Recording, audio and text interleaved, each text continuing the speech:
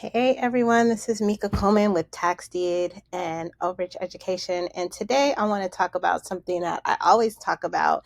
And I thought that this would be something really good to share with anyone that is wanting to invest in tax deeds and overages.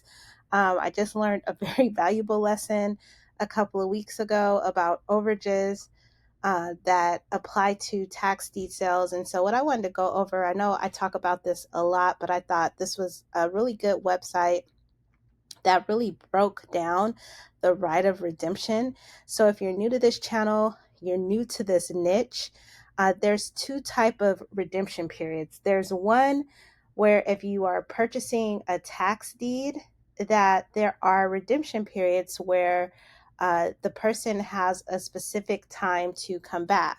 For example, there are places like California, I believe Vegas also, or not Nevada, which they're straight tax deed states, which means there's no redemption period. So, like if you get the property at the auction, you get the deed, and you don't have to ever worry about the owner coming back. However, a lot of times in the southern states, there is a right of redemption. Also, Oklahoma too, there is no redemption.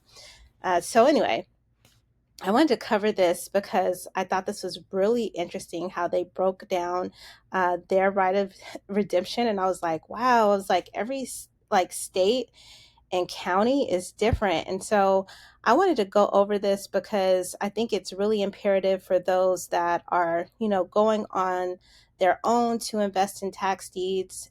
There are so many different things that you either learn trial and error or you just don't know to ask. So one of the things that I learned about this county, I feel like Tennessee, uh, you know, as you know, a lot of places in Tennessee are like kind of like popping, like, you could buy stuff there and it's just blowing up. So anyway, this is in Shelby County.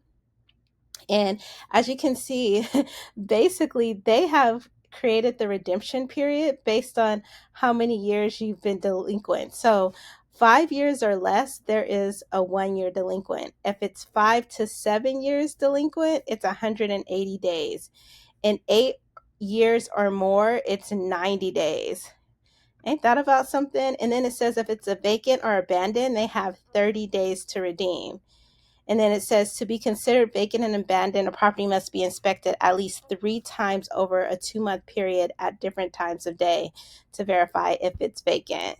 And then also too, I did read, where did I read that? Oh, right here. No, that's not it. I wanted to talk about, because this also too has a homestead. So those that don't know, homestead, it protects your property from creditors. Everybody should do that, no matter what state you're in. But in certain states, if you have it homestead, it also protects you and either gives you a longer period of time. But in this instance, I thought I read somewhere, where did I read that at?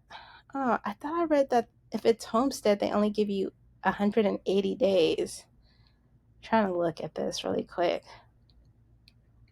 And then another thing I realized the other day when I was bidding at the auction. Wait, is this right? It says the IRS holds a lien on the property. The right of redemption is 120 days. Oh, no. So maybe that's what I misread it.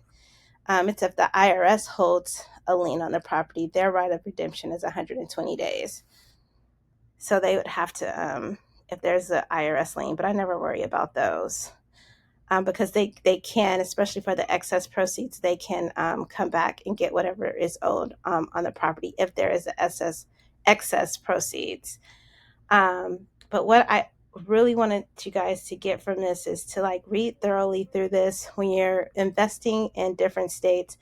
Please get clear on that. The other day, I was looking at an overage list, and I asked them when can they redeem it, and it was really interesting because they were like, well, once the deed is recorded, the time starts there. So they didn't record the deeds till a month later, and then she said you have to wait a year for the redemption, and then it's a 2 year, but technically it's 3 years for a right of redemption if you have to wait a year for them to come back. But let me just tell you guys the caveat about people coming back.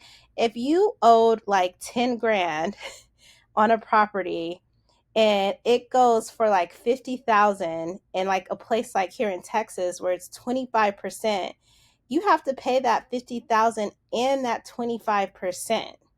I was like, whoa. And I was like, well, I said, can't they get the overage if, they try to come back? And they're like, yeah, but they have to do it after the redemption period. So I'm starting to think that if you owed a lesser amount and then it goes to the auction and you have to pay that plus a percentage, I think 9 times out of 10, people are not going to come back for their property for sure. So anyway, I did also too want to show you guys this too. It shows that there are different properties that are under redemption, which I thought that was neat. I was like, oh, this is so cool. Let me just click on it. It says we did not find a match. So maybe this is just bogus. Let's see if it shows it. Okay, I guess my computer doesn't want to work. My internet has been acting wonky lately.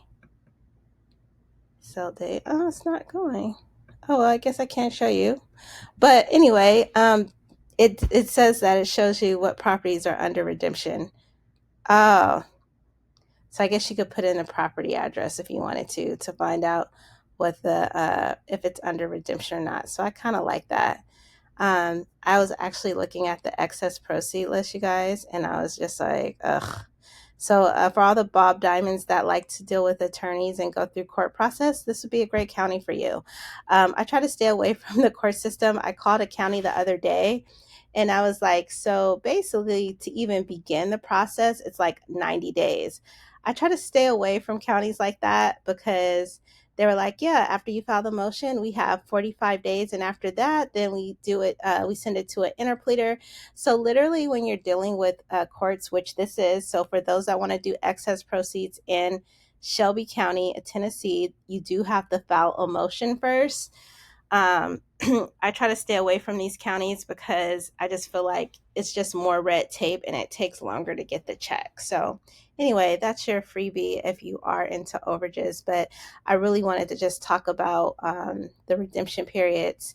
And so I'm assuming that after the different redemption periods, let me go back, are up, then you could collect the overage on them. So yeah, I just wanted to kind of share something new. I thought this was really interesting how they broke down how long they've been delinquent, which means that I guess in this county, they actually don't have like a set law. I know here in Texas, after a specific time, if you don't pay your taxes, it's going to sell. They don't.